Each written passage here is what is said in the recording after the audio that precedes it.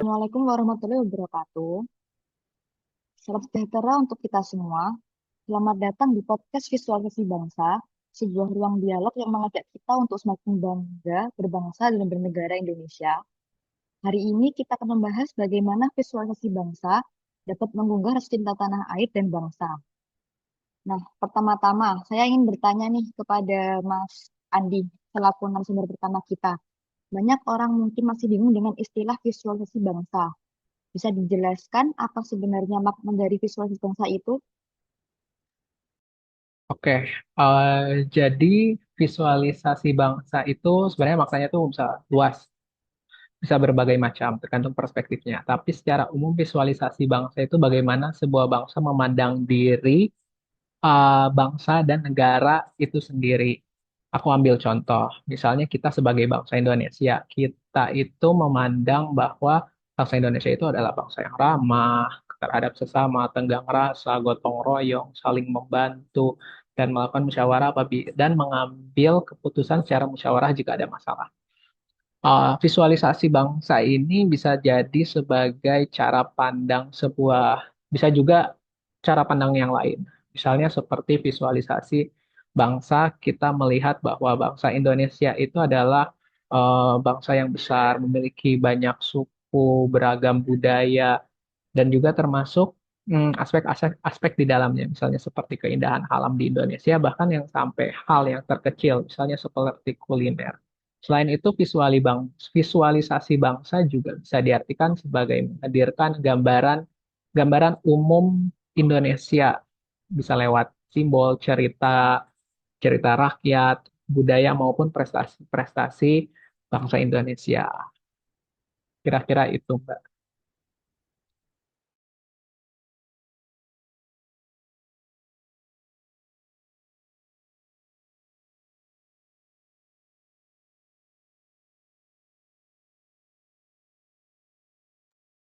Maaf, Mbak, masih di mute. Nah, oh ya. Nah, jadi itu untuk visualisasi bangsa itu emang bermakna luas ya. Nah, kalau menurut dari Mas Harso sendiri selaku narasumber kedua, bagaimana kita sebaiknya memandang bangsa Indonesia itu? Baik, terima kasih atas kesempatannya, Mbak, untuk izinkan saya menjawab. Bangsa Indonesia adalah bangsa yang besar ya, Mbak, dengan jumlah penduduk terbanyak keempat di dunia dan memiliki keanekaragaman suku dan budaya. Kita patut bangga masih dapat bersatu. Kita bisa belajar bahwa persatuan Indonesia adalah pencapaian besar yang harus dijaga. Keberhasilan bangsa kita menjaga perbedaan dalam bingkai Bhinneka Tunggal Ika adalah bukti bahwa Indonesia memiliki kekuatan moral dan sosial yang patut kita banggakan, sekaligus tanggung jawab untuk terus memperkuat toleransi demi masa depan yang lebih kokoh. Justru saya melihat keanekaragaman tersebut menjadi kekuatan bagi bangsa kita menjadi branding yang lebih baik, di mana negara kita dijadikan acuan bagi bangsa lain akan indahnya keanekaragaman lewat toleransi berbangsa dan bernegara. Kurang lebih begitu, Pak. Baik, cukup ya Mas Harso ya. Kemudian terkait dengan visualisasi bangsa dari aspek lainnya nih, misal budaya. Bagaimana untuk Mas Haris menilai budaya di Indonesia? Oke ya Mbak, menurut saya sebagai salah satu negara dengan keragaman budaya terbanyak di dunia ya, kita harusnya melihat ini bukan sebagai ancaman ya. Kenapa? Karena di negara mana kita bisa dapat apa ya, menemukan berbagai macam suku di dalam satu provinsi, di dalam satu pulau itu. Dari banyak suku-suku tersebut, kita tidak ada memiliki kesulitan dalam komunikasi ya, karena kita menggunakan bahasa Indonesia sebagai bahasa persatuan kita gitu. Kita ini bangsa yang besar, suku beragam, tetapi tetap bisa bersatu dan bersatu karena bahasa yang kita gunakan itu bahasa Indonesia sebagai bahasa persatuan. Itu Mbak. Baik, terima kasih. Nampaknya para narasumber kami ini sangat bersemangat ya dalam menyampaikan pandangannya yang terkait dengan budaya ini. Kemudian kita lanjutkan ke penanggap berikutnya. Mungkin bisa Mas Haris kembali ya. Kenapa visualisasi bisa menumbuhkan rasa cinta tanah air? Karena yang telah dijabarkan oleh Mas Arsul juga ya, sama Mas Andi ya. Dengan sebanyak itu keberagaman yang ada, tapi kita masih bersatu. Itu kan pantas dibanggakan ya, Mbak. Nah, itulah mungkin salah satu rasa cici rasa cinta tanah air ya di negara kita. Gitu, Mbak. Baik, boleh. Kemudian untuk narasumber keempat kita nih, mungkin dari Mbak Eva ya. Nah, kita kan sudah berbangga dengan Indonesia. Apa apa yang menyebabkan adanya potensi etnosentrisme? Ya, baik izin yang menjawab ya Mbak. Jelas enggak dong ya. Kalau etnosentrisme itu kan terjadi karena adanya superioritas salah satu suku. Sekarang di Indonesia memangnya ada superioritas salah satu suku. Tentu tidak ada kan. Semuanya sama. Contoh kecilnya itu ya kita nih sebagai CPNS, ATR, BPN. Kita mengikuti semua seleksi dari awal hingga akhir, semuanya memiliki tipe seleksi yang sama, jalur seleksi yang sama, tidak dibeda-bedakan, tidak dibedakan berdasarkan sukunya kah, agamanya kah, begitu. Semua memiliki kesempatan yang sama. Begitu Mbak, kalau menurut saya. Kemudian bagaimana dengan superioritas bangsa itu sendiri? Kalau dibilang superioritas bangsa, saya tidak setuju ya. Saya rasa tidak. Kenapa? Coba kita lihat para warga Indonesia yang mungkin tinggal di luar negeri. Salah satu contohnya mungkin di negara tetangga. Itu kan cukup banyak ya warga Indonesia yang berdomisili di sana, yang bekerja di sana begitu. Dengan jumlah WNI yang kurang lebih 2,5 juta, apakah mereka mencoba untuk mendominasi dan menimbulkan ketidaknyamanan gitu terhadap warga lokal Malaysia? Kalau dipikir ya Mas ya, atau Mbak ya yang ada di sini, di Kuala Lumpur itu jumlah penduduk itu cuma 2 juta. Sementara warga negara Indonesia yang tinggal di sana, kalau dikumpulin itu menjadi satu, itu bisa kayak melebihi warga negara yang ada di KL itu sendiri. Tapi apa kita buat gaduh gitu? Apa kita buat onar di sana? Gak sama sekali. Karena kita punya peribahasa, di mana bumi dipijak, di situ langit dijunjung. Jadi dimanapun kita berada, kita harus menghargai budaya setempat. Begitu sih Mbak menurut saya. Wah, sangat menarik sekali ya penjelasan dari Mbak Eva ini. Nah, soal betapa kita dengan bangsa yang besar tetapi masih menghargai sesama. Selanjutnya yang kita bahas ini tentang visual bang kebangsaan. Menurut Mas atau Mbak, dalam disrupsi teknologi ini, apa tantangan terbesar kita dalam visualisasi bangsa? Mungkin ada yang bisa menanggapi dari keempat narasumber. Baik, Mas Andi boleh. Oke, tadi kan kita bicara soal visualisasi bangsa, bagaimana cara pandang kita terhadap bangsa Indonesia itu. Tadi kita sudah menyampaikan banyak hal. Nah, tapi terkait dengan teknologi ini gitu kan, sebenarnya agak agak pelik kalau kita ngomongin soal teknologi ini. Karena di satu sisi pandangan orang Indonesia, pandangan negara lain terhadap warga negara Indonesia itu agak sedikit miring belakangan ini. Karena ada disrupsi teknologi yaitu sosial media, khususnya kolom komentar.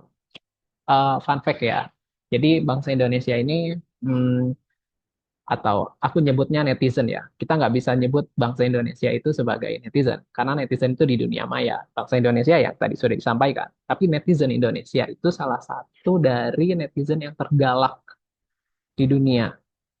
Nah, kenapa hal ini bisa terjadi?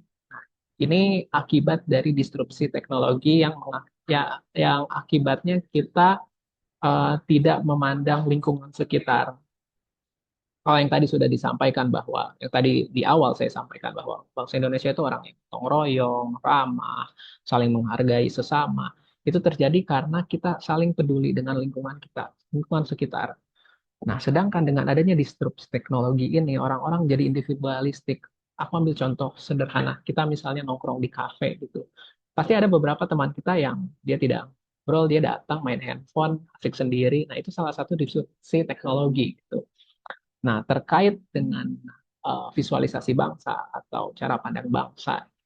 Nah, sebenarnya ada cara supaya kita tidak menjadi ya yang tadi saya bilang di depan eh, netizen tergalak, yaitu dengan cara bijak menggunakan sosial media. Dari Kominfo itu dia sudah ada namanya kurikulum literasi digital. Itu terdiri dari 4 hal, yaitu pertama digital skill, yaitu penggunaan sosial media, penggunaan digital, kemudian ada digital culture, digital etik, dan digital safety. Nah, khusus untuk kita yang netizen galak ini sebaiknya mulai belajar digital etik, yaitu etika menggunakan perangkat digital. Kira-kira itu Mbak. Baik, ataukah ada tanggapan lain dari narasumber yang lainnya? Mungkin Anda bisa Baik, menambahkan. Mbak Grafiska izin menambahkan. Ya, boleh Mas. Saya setuju dengan pendapat Mas Andi, tapi kita juga punya potensi dari teknologi ini. Dengan adanya teknologi ini bisa jadi sarana untuk promosi budaya dan keindahan Indonesia dengan menggunakan media sosial ya, Mbak. Contoh nyata berhasilnya promosi melalui media sosial adalah Kawah Ijen. Kita kalau ke sana hampir sebagian besar turis asing, kebanyakan dari Tiongkok. Hal yang menarik adalah mereka melakukan promosi keindahan Kawah Ijen karena mereka juga memposting liburan mereka ke sosial media. Lalu mengapa media sosial sangat berpengaruh? Hal ini karena media sosial memiliki fitur like berdasarkan buku yang saya baca mengenai karangan dari Jonathan Haidt dengan judul Generasi Cemas, like yang tinggi akan meningkatkan dopamin, yaitu zat yang membuat bahagia. Jadi selain kita memberikan keindahan alam, suasana yang nyaman saat berada di objek wisata dengan keindahan alam, kita juga memberikan dopamin setelah mereka berwisata dengan bantuan media sosial tersebut, gitu Mbak. Baik, menarik sekali tanggapan dari kedua narasumber kita ini. Nah, dari tadi kita kan sudah membicarakan soal visualisasi bangsa, lewat budaya, alam, dan juga kuliner ya. Nah, kalau dari sisi ASN sendiri nih, menurut Mas atau Mbak, apa peran penting mereka dalam menumbuhkan rasa cinta tanah air? Mungkin ada yang bisa menanggapi? Ya, izin menanggapi, Mbak. Mau menambahkan. Baik, Mas. Ya, untuk membahas ini kan kita perlu kembali ke hal yang fundamental ya, yaitu apa fungsi ASN. Berdasarkan UU nomor 5 tahun 2014 tentang ASN, fungsi ASN itu adalah menjadi pelaksana kebijakan, pelayanan publik, dan perangkat serta pemersatu bangsa. Nah, poin ketiga inilah yang menjadi apa hal yang sangat terikat dengan rasa cinta tanah air dan visualisasi bangsa. Secara default kita adalah pemersatu bangsa. Bagaimana caranya agar kita menjadi pemersatu bangsa? Jelas kita harus cinta tanah air dulu. Bagaimana caranya kita tidak cinta tanah air tetapi menjadi pelayan publik dan pelaksana kebijakan publik? Pasti didasari dengan rasa cinta terlebih dahulu. Bagaimana caranya mendapatkan rasa cinta tanah air dari visualisasi bangsa? Paling sederhananya adalah melalui podcast ini. Banyak sekali suku bangsa yang hadir dalam podcast ini, tetapi semuanya rukun. Semuanya saling menghargai, semuanya saling berbuat baik. Hal sederhana ini bisa saja menimbulkan rasa cinta terhadap tanah air dan visualisasi bangsa. Begitu, Mbak. Baik, luar biasa sekali ya diskusi kita pada hari ini. Mungkin yang bisa saya sampaikan untuk menutup podcast hari ini, yaitu keanekaragaman bukanlah alasan untuk perpecahan, tapi justru kekuatannya membuat kita semakin kaya. Visualisasi kebangsaan mengajarkan bahwa setiap warna, bentuk, simbol adalah cermin dari siapa kita, bangsa yang berbeda-beda, namun tetap satu. Bangsa ini berdiri kokoh bukan karena kita sama, tapi karena kita berbeda. Dengan saling menghargai, kita bisa terus melangkah maju sebagai bangsa Indonesia yang satu. Demikian podcast Ngobrolin Bangsa kita pada hari ini. Semoga podcast ini dapat menjadi pengingat kita bersama dan menjadi semangat kita dalam menjaga bangsa ini. Mohon maaf apabila ada kesalahan. Kami ucapkan terima kasih. Wassalamualaikum warahmatullahi wabarakatuh.